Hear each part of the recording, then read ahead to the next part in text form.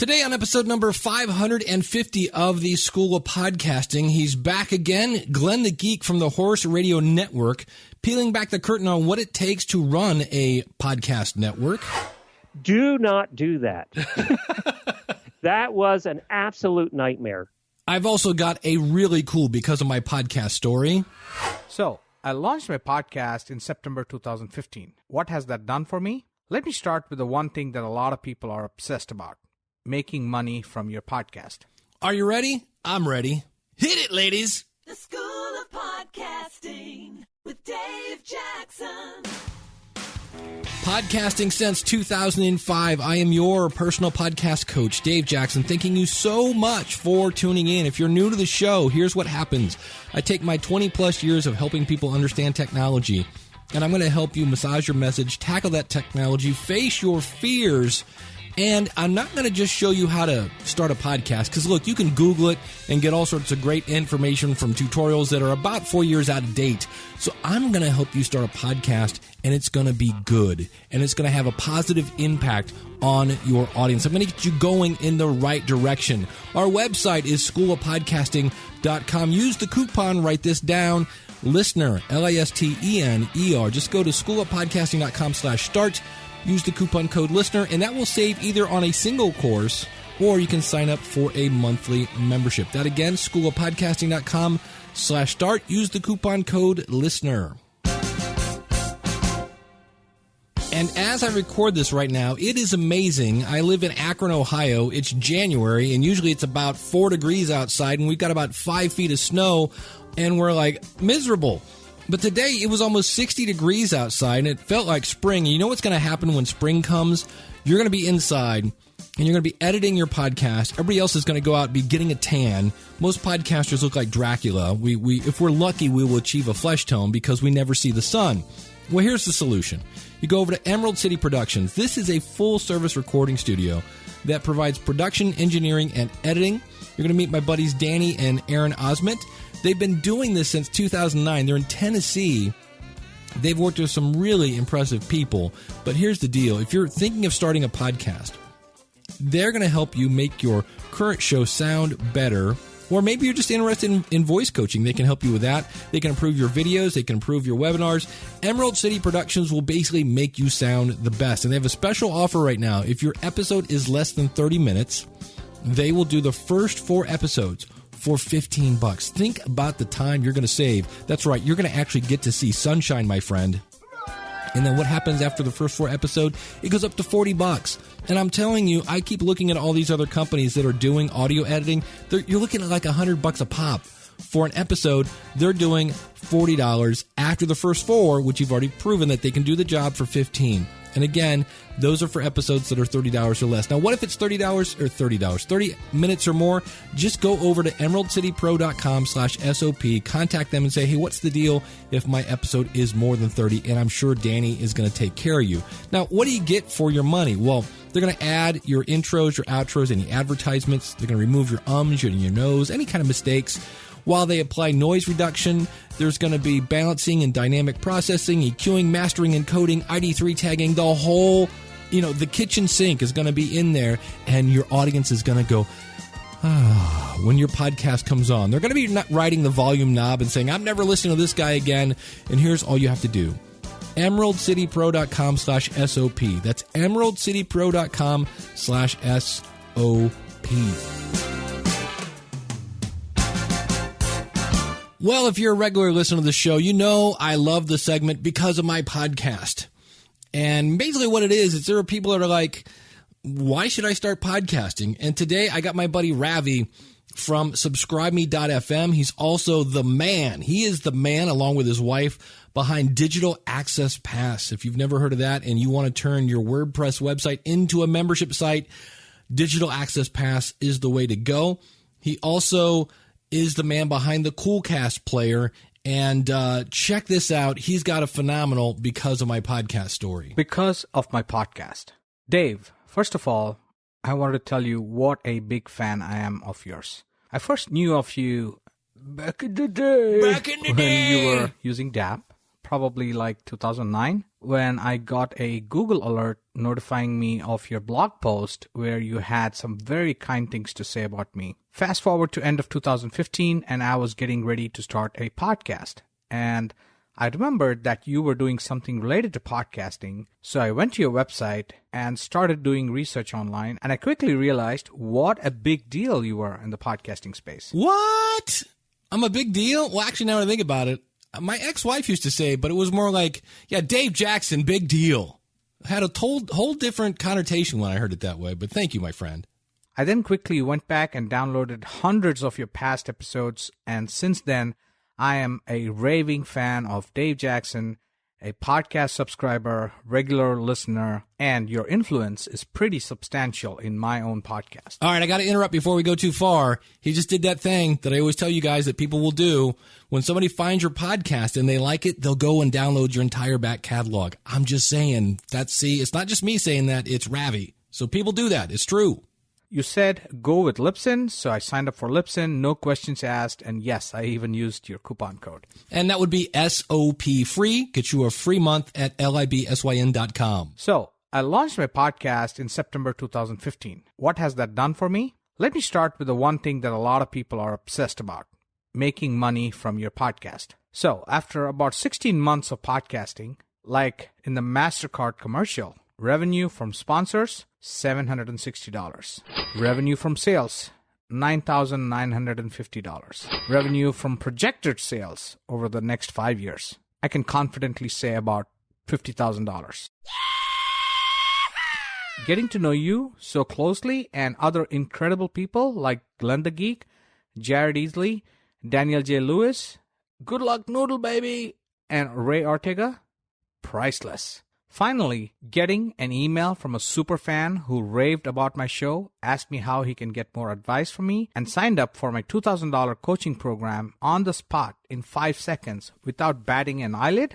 Speechless. That is cool, my friend. And I'm saying it's not the end of cold calling, but I've gotten that phone call myself where people call up and they say, Dave, I've just downloaded your entire back catalog. I love it. I want to start a podcast. You're my guy. How can I do this? Where do I sign up? That is an awesome thing to hear when you get that phone call, and it happens because of podcasting. Let's continue. What else happened because of my podcast? Being a geek and a marketer and a developer, I ended up creating a podcast player plugin and created an entirely new stream of revenue for my business. An idea that I would have never gotten if I had not dived deep into podcasting. And Ravi's being modest here. You can find it at coolcastplayer.com. Everything will be in the show notes, schoolofpodcasting.com/550.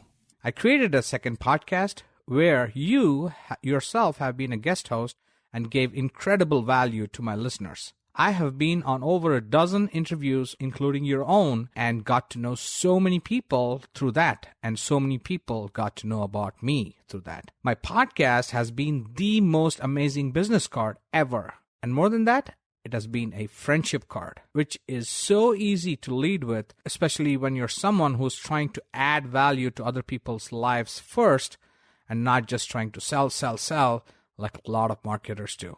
I have a nickname for podcasting. I call podcasting a door creator because it doesn't just open doors, but it creates new doors where none existed before. Podcasting is not a business model. Just like you can't make a full-time income just selling ads on your blog, you have to use your blog and your podcast to build relationships, build authority, expertise, and then if you give without greed, you will get it back in the form of customers, fans, and friends. So thank you, Dave, for everything you do. And because of my podcast, today I have more customers, more fans, and most importantly, the most amazing group of people that I can proudly say are my friends. I'm Ravi Jayagopal. I'm the co-founder and co-developer of DigitalAccessPass.com, and check out my podcast about membership sites and online courses at subscribeme.fm. Cheers. Cheers, buddy. Thank you so much. The other thing you should check out, he's got a great book called Confessions of a Wannabe Podcaster. It's the biggest podcasting myth busted. And the other thing I want to point out, and this is, Ravi is one of the guys that made me go, I need to go back and rethink this. That was recorded with a Blue Yeti microphone. And this is where I went, wait, I thought a Blue Yeti was horrible. And it is if it's not used properly. Now, I still don't recommend it. I recommend the Audio-Technica ATR 2100, but that doesn't mean the Blue Yeti is like, oh my God, I got to go buy another microphone because I bought the wrong one. No, if you use it right and you have a pop filter, you can get by with a Blue Yeti. So, and I know that because I read Ravi's book and a lot of great info in that. So again, everything we talk about today, you can find at schoolofpodcasting.com/550. Hey, a couple quick just notice things I want to mention. First of all, I want to thank, and this is courtesy of my podcast reviews. You can find that at schoolofpodcasting.com/NPR. And this is from Boomer Podcast Fan, who says, thanks for the January 9th podcast introducing him to Ringer. That's RANGR. He says, it introduced me to that and the new My Worst Interview podcast. It's a great show as always. You always make me think, help me learn, make me laugh, or groan every now and then. So thank you for that. And he gave me 5 stars. Want to say a shout out to my buddy Chris Coran over at Podcast Engineering School. He is launching a new thing. If you want to be a professional podcast editor, he is doing a course in Denver. You got to fly to Denver to do this. This is not like some little online deal. They actually do some pre-webinars in March. And if you're interested in this, we are talking thousands of dollars to attend. And it's almost like a little mini conference, but it's all about podcast engineering. If you're interested in that, check out his website, podcastengineeringschool.com. Chris has been on the show before. And I also want to give a shout out to Darwin over at dealingwithmygrief.com. He was nice enough to send me a small gift. It's always nice when I go to the P.O. box and there's like little fun-filled stuff. So Darwin, thank you for that. And he's got a really interesting episode. Episode 50 is his reflections on, because his podcast is like, it's incredibly intimate. It's him sharing his thoughts and feelings about dealing with grief. He actually lost his father was murdered when he was 10. And he's just been sharing his thoughts on, hence the name of the show, Dealing with My Grief. And episode 50 is what he thinks about dealing with grief through his podcast, because he's now been doing it a year. Of course, everything will be linked out of the schoolofpodcasting.com/550. But again, you can find Darwin at dealingwithmygrief.com.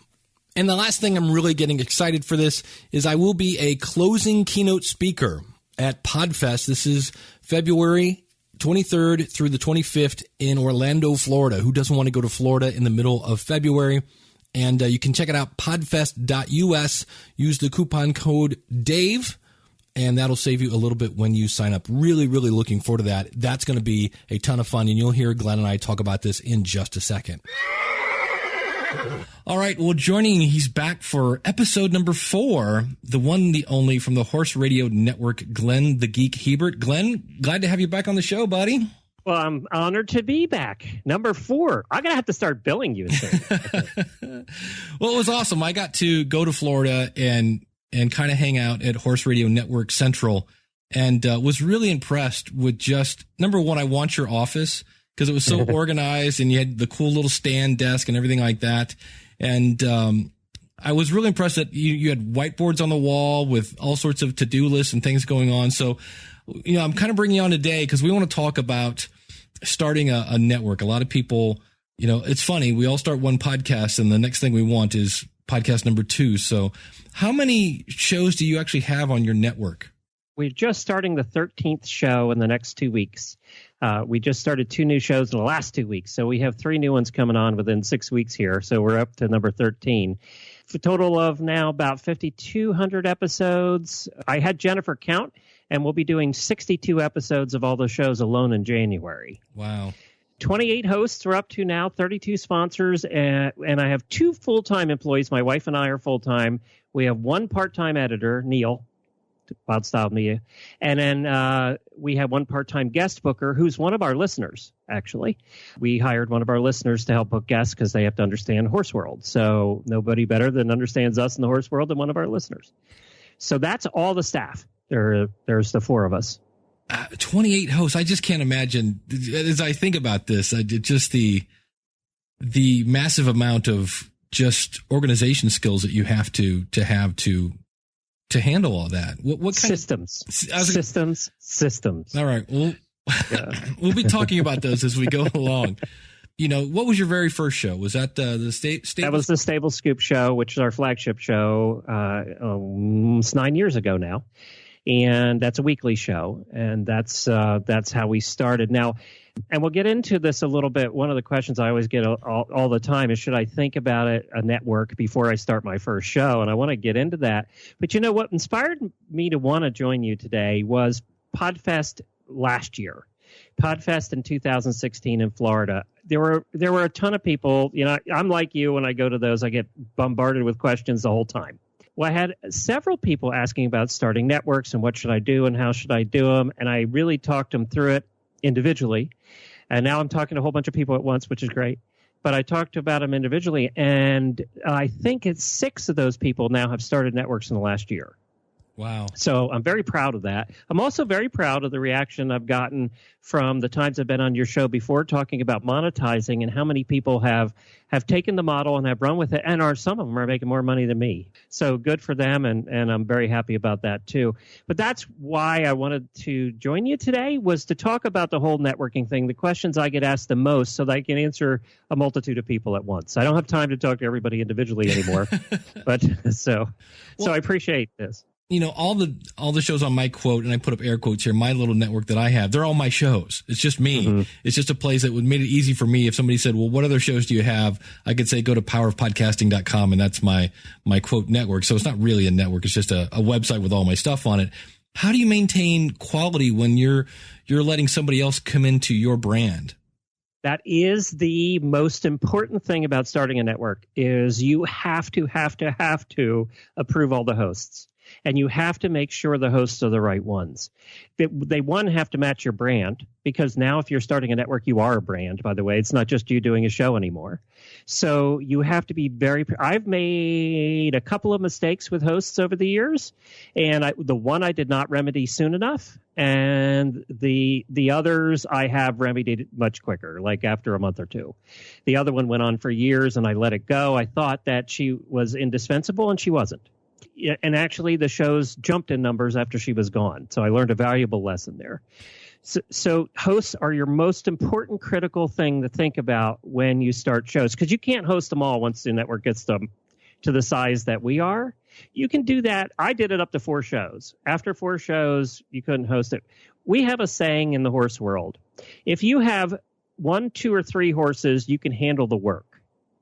Once you get over 3 horses, the work doubles. Once you go from 3 to 4 horse, the work doubles. It just seems like it doubles. Once you go from 7 to 8, it doubles again. And once you go from 13 up, you just forget it. You're not going to be even handling.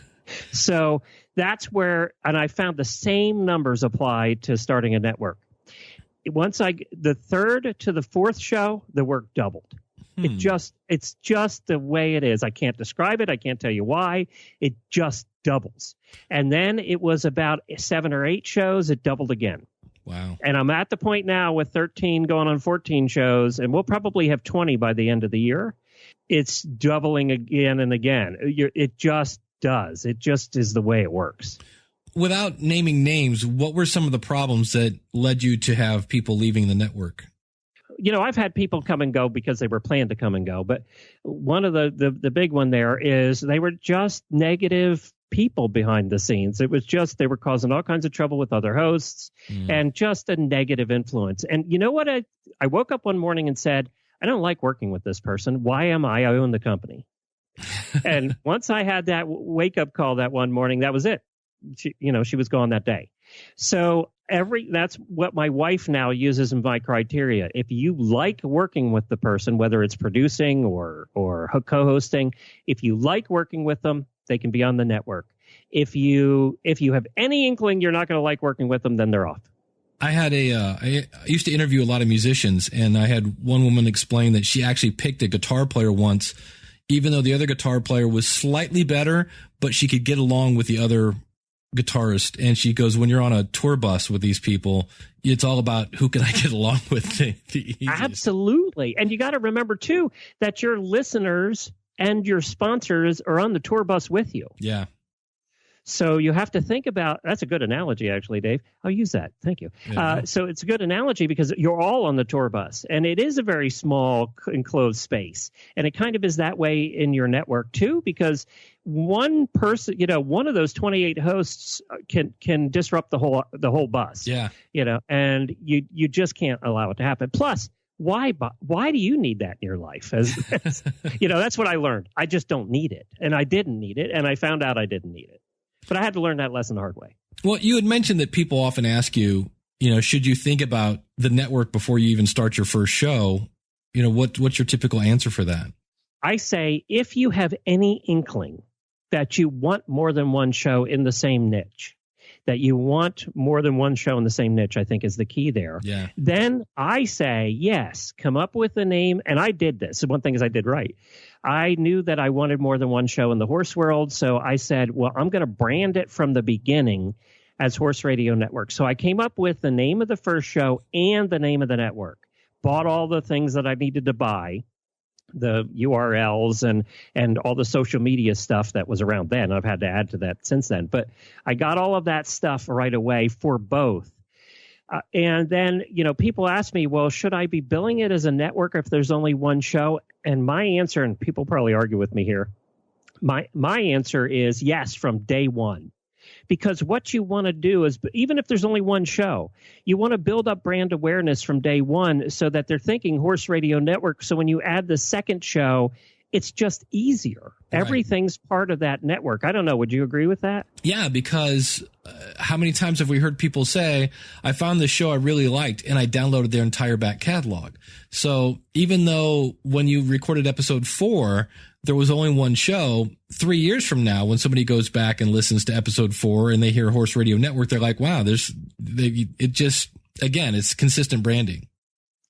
Now, if you don't know, on the flip side of that, if you're just starting out with one show, and like several of the people that have started the networks this year didn't realize they were going to do more than one show, it's not too late, obviously, to then include all the shows in the network. One of the things big mistake I think I made, and this argument comes up all the time, and you know it, is do I have separate websites for every show?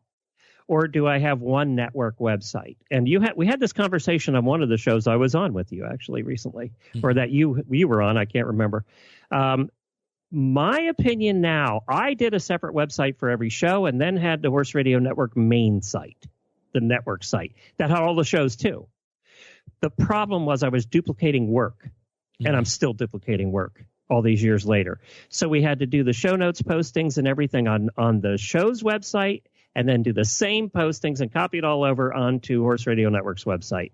If I were to start over again, I would have one website, the Horse Radio Network website, and I would have it set up like I do now, where you can have landing pages for all the shows, and all your shows can be part of the Horse Radio Network website and not have to duplicate your work.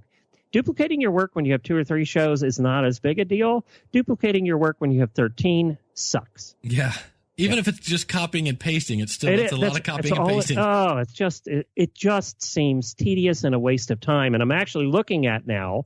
Now the problem you have, and I hear people saying, well, why don't you just close those other websites and go seeing everything's on the Horse Radio Network anyway, redirect your URLs over to that. And I could, except now that we have developed unbelievable SEO on those individual sites over the last 7-8 years. So to do that, I have to make sure that the SEO follows too. Right. Yeah. And that's where I'm running into trouble is, if you search for a name of one of our guests, one of the riders we've had on or whoever, that we're going to be on the first page and usually right below their website. Well, I don't want to lose that. Right. So, and that's my biggest concern now, that we're being very careful how we make that transition. I'm in the same boat. I have davidjackson.org. And the reason I don't close it is it scores really well for some podcasting topics, because I'm like, well, why don't I just blog on the School of Podcasting? Well, because I'm an idiot and I started off this way. It's like, to be fair to both of us, nobody knew what the hell they were doing when we started. So. I was like, everybody says I should have a blog. Okay. So I did. Little did I know it was going to get popular. And I thought, this is what I thought, and I want to belabor this, but I thought that each show needed its individual identity, and the way to accomplish that, this is before Facebook though, the way to accomplish that was with separate websites. Well, websites have gotten to the point now, WordPress sites, where you can, and we use Divi now for all of our sites. You can build modules and you can build in those landing pages that I couldn't do when I started. So I can have individual identities for the shows still with one website. Yeah. Well, how do you know? I've got show number 1. How do I know when is the right time, in your opinion, to start show number 2? I believe that the shows find you. I've always had in my mind which shows I wanted covering what niches in the horse world. I've always waited till the right host in that niche found us. And what I mean by found us, they may have been a guest on one of our shows. Some way they came into our lives and I went, that's the host for that show. And then I would look into, I would chat with them about it. I never start a show that isn't funded now because I'm a business. So every show that starts with us has to have a sponsor. But I've been so lucky over the years that the right hosts have found us for that particular niche that I wanted to have a show about. Do you have a certain checklist that you go through to determine if they're a good host or not? Yeah, I have to like them. It's my checklist. And the way we do that, we just auditioned one this morning. We audition our hosts, but we don't tell them. We have them on as a guest on one of our other shows. Mm-hmm. And then I throw off the wall questions at them. I want to see how they're going to handle themselves with stuff they don't expect. And I try and go off the wall. It's still on topic, but, I try and go out in the left field and my ADD is kicking in. And we did that this morning with the guy, and boy, he handled it so well. I mean, he just handled it like a pro. And that's what I look for. I can tell you, and just like you, I can tell you in 2 to 3 minutes, just like when you're listening to a podcast, whether you like the host. Yeah. In 2 or 3 minutes, I can tell you in 2 or 3 minutes whether they're going to make it or not. So, and that's what I determine. That's how we audition them without them even knowing it. Nice. Yeah. Just bring them on. And again, it kind of comes down to the relationship that you're going to build with that person. And if they know their stuff, that's going to come across, obviously, the more you talk to them. So if they can get along with you and they know their stuff, you're in, sounds like. So that's cool. Yeah.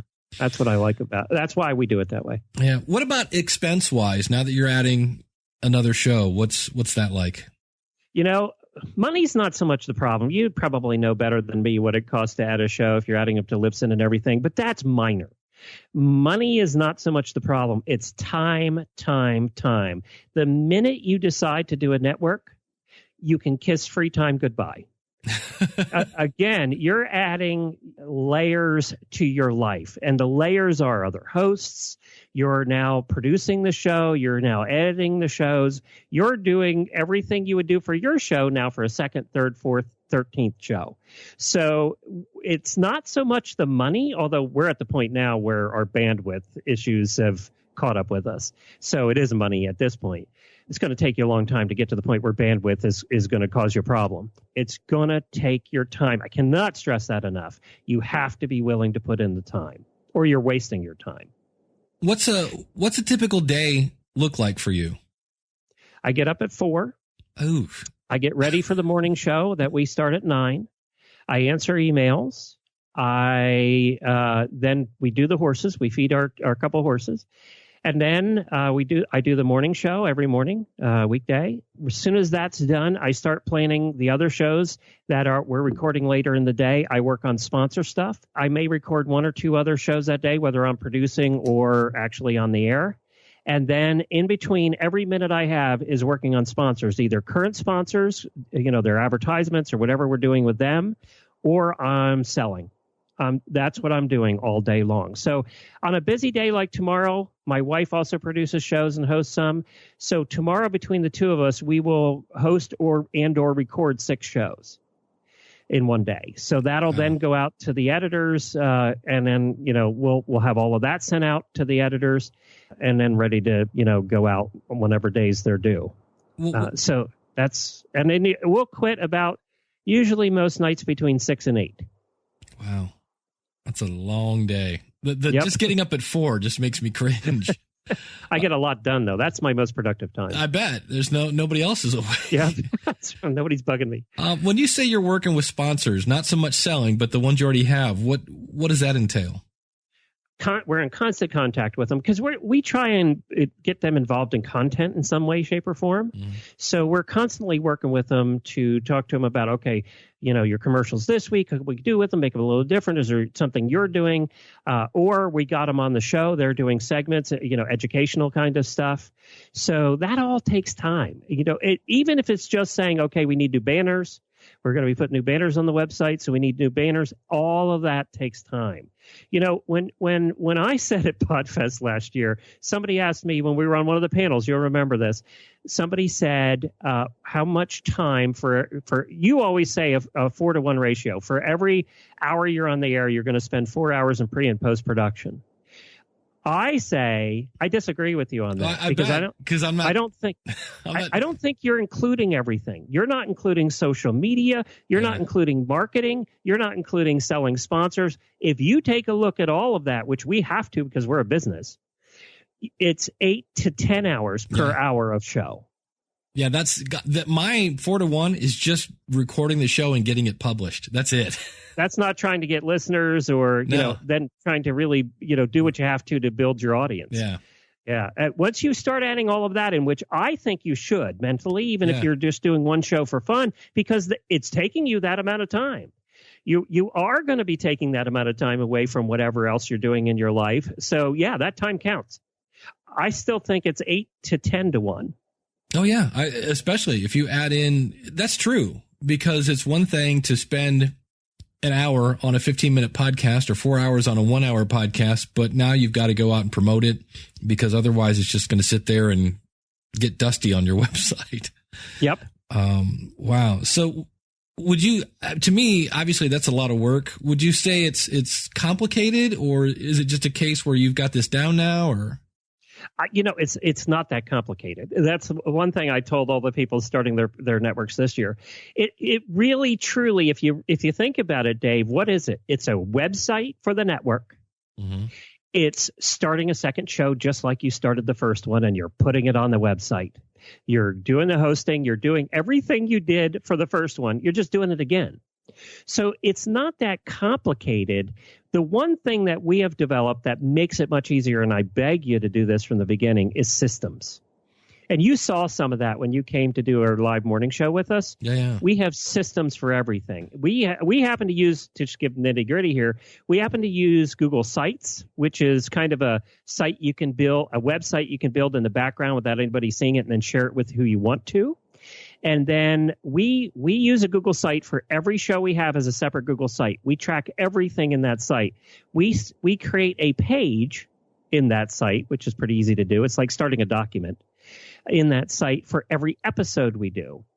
So all 5,200 episodes, I can go in that site for that show, do a search, and find a guest we had on, their phone number and their email address in there, in the production notes we do for that episode.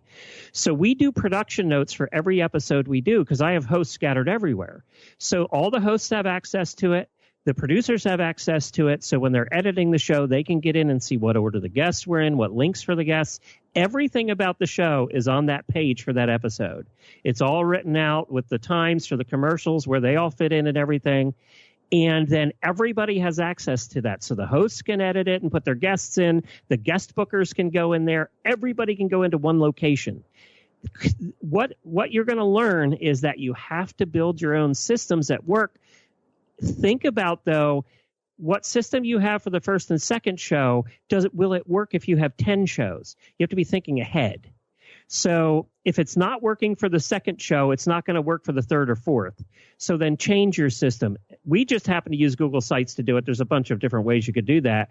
And then everybody having access and editing powers in there that needs to be in there. And Neil, who edits shows for us and for a bunch of other shows, said he's taking what we do and getting all of his other shows he's edited to use our model because it's so simple for everybody. It's basically organization, right? Yeah. But you have to be organized with multiple people who have access. Well, it's funny because in your case, you're using Google Sites, and just by the way you described it, you could do the exact same thing in Evernote. You could do the same thing in OneNote. It's kind of the same exactly. I can see it in my mind. And the bottom line of this is it really doesn't matter what system you use. The bottom line is just the discipline of doing it every day and making sure everyone, it sounds like a pun, but everybody's on the same page. Oh, and you know, some of your hosts, and I have this problem all the time, get lazy and then they won't fill out the show notes right. Well, that comes back to bite us 2 days later when the editors are doing the website and they don't have all the information, or they're editing the show and they don't know where the commercials fall. You know, so it's a constant battle, but it's so important. It's an important battle because all of that stuff that goes wrong later, like that wasted an hour of my time the other day. Yeah. And it's an hour that shouldn't have been wasted. So I had to have another chat with my host. So, you know, let's be honest. They're not making a fortune doing this. They're doing it because they love what they do. So I have to do that gingerly, you know, and, right. you know, and just explain how it affects everybody else. And then they get better, you know. So it's a lot of it's an education process, but you're the one educating. You're the one that's guiding them in that process. We also, another mistake we made beginning, if you want to hear that, I'll give you some of the mistakes we made. I always get the question too, how do you pay your hosts? Yeah, that was going to be my next question. You brought up they're not making a lot of money. I was like, all right, so how do you structure that? First of all, if you have a show where you're not making any money, you don't want to make any money, and then you're starting a network, God bless you. I hope you have a lot of time and somebody else paying the bills, because it's going to eat you alive eventually. And I don't know if I'm being mean saying that, Dave, and I apologize to somebody who's successful doing that. But you have to have support systems somewhere, because it is going to eat up your time. We're both full-time working 80 hours a week to manage this. If we weren't making any money, it would be tough. So I don't start a show till the shows that we already have are funded, they're making money, they're in profit, and the new show has a sponsor. So that's one thing. It has to be making money. We do two types of shows now, and this is something to think about too. So much I'm going to snow everybody here today. We have our own shows, which we call branded shows, that we hire the hosts. Then we have affiliate shows that are people who want to start a show, who are a magazine. We have a lot of magazines starting shows right now. So let's use an example. We have a magazine comes to us and says they want to do a podcast, but they don't want to produce it. They want it on our network to get the additional exposure. And we say, okay, we make the deal. They are an affiliate show. We charge them a flat rate for each episode. They sell their own advertising. But even then, I make them, before we'll start the first episode, they have to have a sponsor that covers our costs.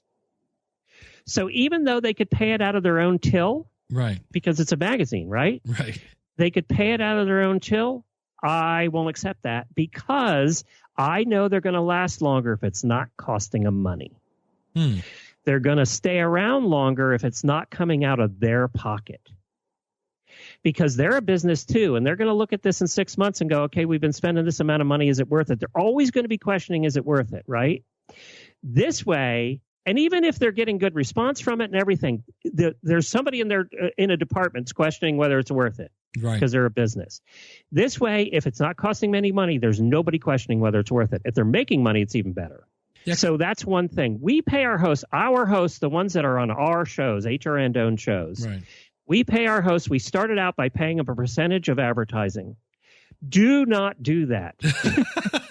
That was an absolute nightmare. It was a nightmare to figure out. And then we ran into problems. At the end of every month, it was just a nightmare to figure out. It's not bad when you have 3 shows, but when we got to 6 or 7, it took us days to figure this out. One of the other problems we ran into is once you develop a network, then you're going to have sponsors wanting to be on multiple shows or rotate shows. Right. We have sponsors that will come in and be on a show for a month and then another month and then another month on a different show, and we rotate them through and then have them come back through. Well, then it was a mess to figure out, who was getting paid what for that. And then the other thing that we ran into was, this was the biggest thing. You have a host bringing a sponsor over and saying they want to sponsor on the network, and they're thinking they want to sponsor on their show. But when I talk to the sponsor, they're like, no, I don't want their show. I want the other show. And now you have that host mad that they're not on their show. Right. So we had a big mess with this advertising and paying percent. So we went to paying them a flat rate. All of our hosts that work on our shows get a flat rate. They get more per episode if we have a title sponsor, because they're paying more, and that's how they make more, is if there's a title sponsor. And we also pay them a finder's fee if they bring the sponsors, no matter what show they go on. Nice. And that also gets you out of the I've heard of people like, what if you have one big show and they're getting, thousands of downloads, and they have somebody else who's only getting 500 down, That's right. And we have that.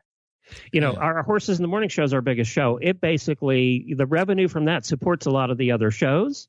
So you can start to distribute that, but the other shows bring in a lot of listeners and maybe not as quite as profitable for whatever reason. Right. They're in a different niche, but we want that niche. So it allows you more leeway to have multiple shows and to average everything. So in the end, you end up making money, right? And that's the ultimate thing. But if you're doing it the first way, it's going to cost you more in the beginning to pay your hosts the flat rate. Yeah. But boy, we don't pay them a lot either. To be honest, we don't pay them a lot. Nobody makes a lot of money in this business, so we don't make a lot of money either. But we pay them. But they're doing it partly because they want the exposure. They then get the professionals, or they just like doing it. Are you ever worried about somebody saying, well, how come Glenn's making all the money? I'm going to take my show and leave? Like, do they have to sign some sort of, Yeah, we've never had that happen because nobody wants to do the work that's on our end. That's true. That's a good point. But I mean, do you have any kind of like legal contract or how? Yeah. Yes, we do have agreements with everybody we work with. Actually, we have agreements all around because of that issue. So, like, magazine comes to us to do affiliate show. We have a 3-page agreement that spells out what everybody's responsibilities are. Okay, I got to jump in here. I don't care who you're doing the podcast with. Get something on a piece of paper. So the bottom line is everybody has to know what everybody else is doing, so you can hold each other accountable. I just read a really interesting book called Honestly, My Life and Striper Revealed by Michael Sweet. Straight up, the guy had to fire his mom. He had, seriously. And they actually, at one point, they got off tour, and they're selling out stadiums and arenas. They got off tour and they were $2 million in debt. And because they couldn't basically get their act together, they never kind of incorporated. And so when they filed bankruptcy, they were filing it as individuals, not as a company. So once you get this awkward conversation out of the way, it makes it so much easier to then focus on making a great podcast. So get it in writing, people. That doesn't mean, unless you've got the budget to, get a lawyer involved, but if nothing else, get on the same page, literally a piece of paper that people can sign so you can say, yes, I understand this is what's involved. It just makes it so much easier going forward. Yes, it's awkward, but it's worth it in the long run. The other thing that's in our agreements and something you have to think about as you're building a business, this show is going to be 2 hours. Sorry, Dave. That's as all right. You're building a business is you cannot miss episodes. I know your listeners are tired of me saying that. But if you have sponsors and you want to have sponsors in the future and you want to build an audience and then you want to build a network, you have to be thinking about that for the shows coming in too. If you can never let a show, if your host can't make it that week, and they're all independent contractors, so every one of my hosts can say, I can't make it that week, and I say, that's fine. I have to find a substitute host or I have to substitute host for that show. That show goes out, whether they're there or not. Because now you have an obligation, 1, to your listeners, 2, to your sponsors if you have them, 3, to the network and building the network. So you always have to think, and this is why I say time, is when my host can't make it for whatever reason, and that's fine. They're 1099. They can do whatever they want. I have to find fillers or I have to do it. So that's another thing to think about is your shows go out. They're your shows on your network. They go out regardless of whether both of your hosts don't show up that week. You're going to put out a show. Well, and I know, one way or another. I know the way you have things set up. You don't do CPM. You have your advertisers paying a flat rate. So if somebody misses a show based on that model, you would have to pay them back money, correct? That's correct. Yeah. Yep. Oh, and that never happens. That's why it doesn't happen, basically. I am very motivated about that. We do not miss. Now, there have been occasional times where holidays have gotten in the way. Right. What we have done then is I contact the sponsor and say, why don't we have this other show. We can make it work because it doesn't fall on a holiday or whatever the issue is. And we'll move them to another show, which when you have a network, you can do that. The other thing with the network, with sponsorships that really works out nicely is if a sponsor stays on a show for a year and then they want to get the word out to a whole different audience on a different show, you can do that. You have the network. Nice. So there's so many nice things you can do. One of the biggest areas of growth, if you're thinking about a network, okay, in your niche, is the easiest way to get a second show is to show one that you're doing it well with your show. You haven't missed episodes. Magazines are the biggest growth area in podcasting right now. Go to the magazine in the area, say, I know that in your niche, I know podcasting. You want to get into podcasting. Why don't we put it on our network and we'll advertise it out to both audiences? They have a built-in audience of tens of thousands. We'll do the production. We'll do all of that. We'll tell you what works. But come over here and do it on ours. You charge them to do that. They sell their own advertising. You charge them a flat fee to be on the network. And now everybody's making out. The 3 magazines that I've had come on now have sold out their advertising in like 2 days because they already have advertisers. They already have had advertisers in the magazines for years. They have relationships. All they do is call them up and say, I have a new way for you to advertise and you're going to love it. It's not, it's not just print anymore. And they say yes. Wow. So that is a growth area for everybody out there that has a podcast in a niche. Is the magazine in your niche is going to do one? Why don't you be the one to help them do it? Nice. Yeah, and what's great about that is that's actually what happens right now a lot on radio. I had somebody contact me. There was a company that they were going to charge them $500 an episode to be on AM radio. And I was like, why would you want to do that? I'm like, you're limited by their signal. People have to tune in at a certain time. I'm like, you can spend $30 a month and reach the world. I'm like, I wouldn't do that. But their whole thing was, oh yeah, well, we can sell sponsors on our show to pay for our $500 for our, whatever it was, 2 hours or 4 hours on an AM radio station. And I was like, yeah, I don't think that's going to work. But that's kind of what you're doing here with your magazines, your affiliates, is it's like, hey, I'm giving you a block of time on my network that it's not really a block of time because people can listen whenever. Right. But you then pay for being on my network by selling your own sponsors. I think that's brilliant. Well, and they can do it much easier than we can. Yeah, exactly. Because again, they already have the sponsors. And what I found, what they're saying is, and for all the magazines out there listening now, for what they're saying is that when they're going to their sponsors, they've been shocked at how quickly they say yes. And how many of them have said, I was thinking about going away from print. So because they've made a package out of it, they're keeping their print advertisers that would have left. Nice. Because they're now offering this other thing. Very cool. And like you said, you're offering them to do all the production, but in reality, they don't want to do that. Yeah. Well, and the beautiful thing is, in your case, in some cases, you're putting that off to good old Neil at Wild Style Media. So yeah, and we make, by the way, with those affiliate shows that they're paid to be on the network, we still have approval over the hosts. Nice. They have to be approved by us. If we don't like the host, we tell them, and they have to find a different host. Yeah. So, because it's on my network. Right. It's still got to maintain the quality of my network, right? So, yeah, the hosts are, and that's written in the contract.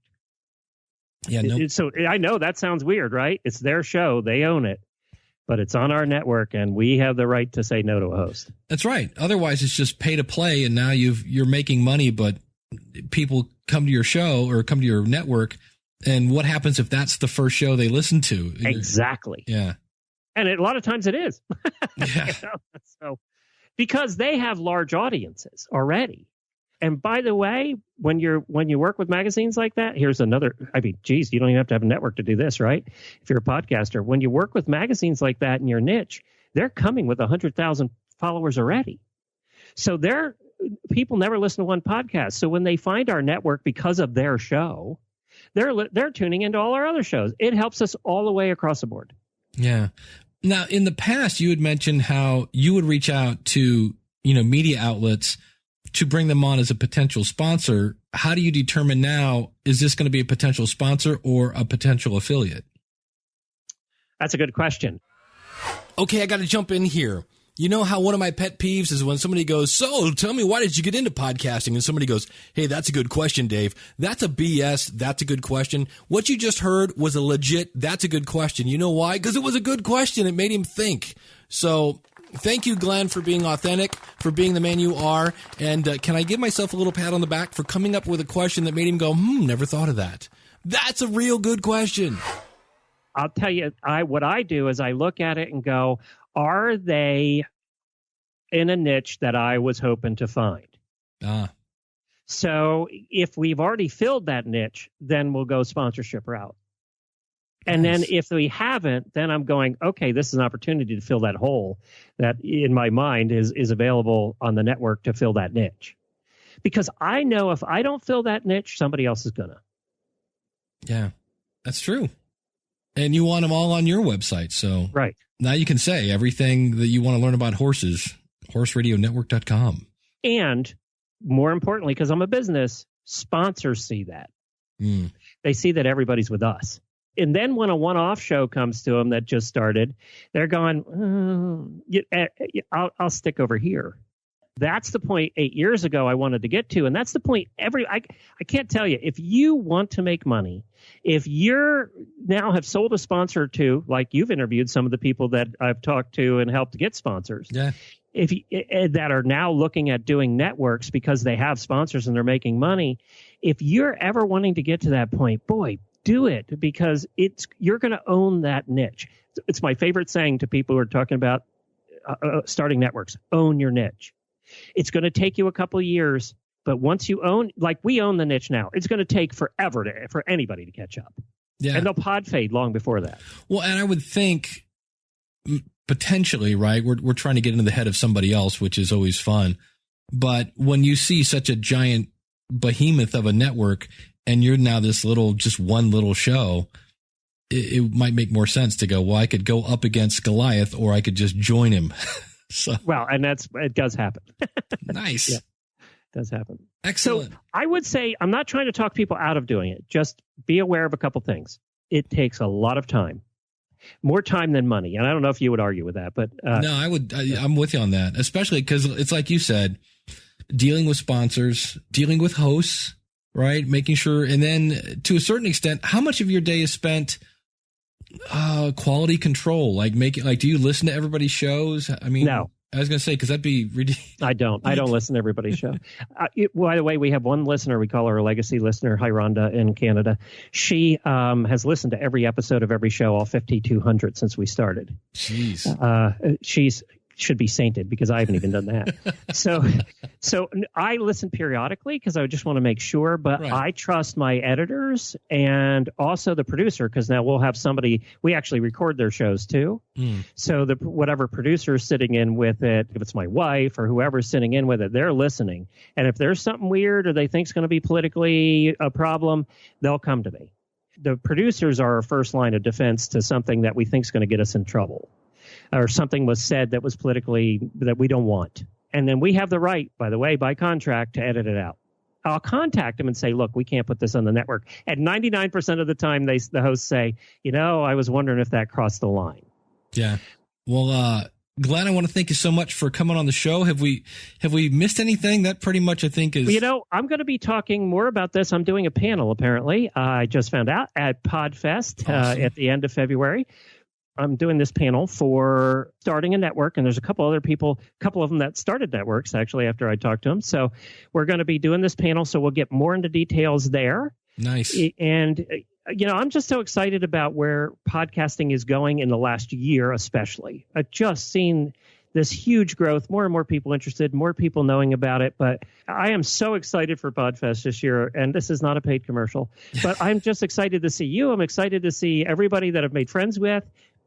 The networking here is unbelievable. It's Florida in February. Exactly. Yeah, I'm with you. I'm very excited to get to PodFest, not because I'm speaking there as well, but I could see you. I've never heard you play the guitar. That's what I'm the most excited about. That's something that, and for anyone listening, this was a Chris Krimitsos idea. This was not Dave saying, hey, can I show off a little in the middle of my presentation? I'll tell you what we'll do. Before you start, you're doing a closing keynote, right? Yes. Before you start, I will walk around the room and make sure nobody has fruit.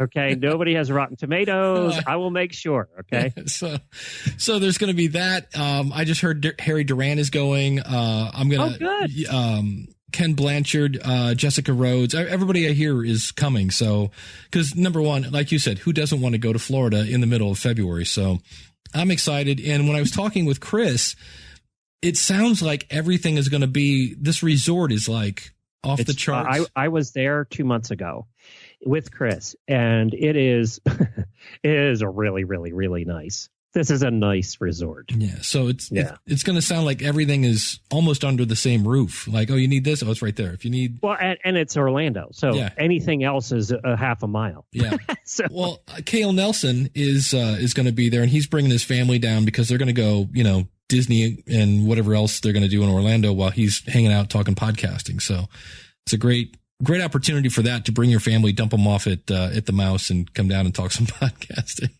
There you go. And a lot of people are, I'm hearing, too. They're doing that. So that's great. I'm excited to see Cale, too. Yeah. So, well, everybody go find Glenn at horseradionetwork.com. Glenn, thanks for coming on the show, buddy. Well, thank you for having me back. I listen every week. And you can find Glenn at horseradionetwork.com. Glenn, thanks so much for coming on the show. That is going to do it for this week.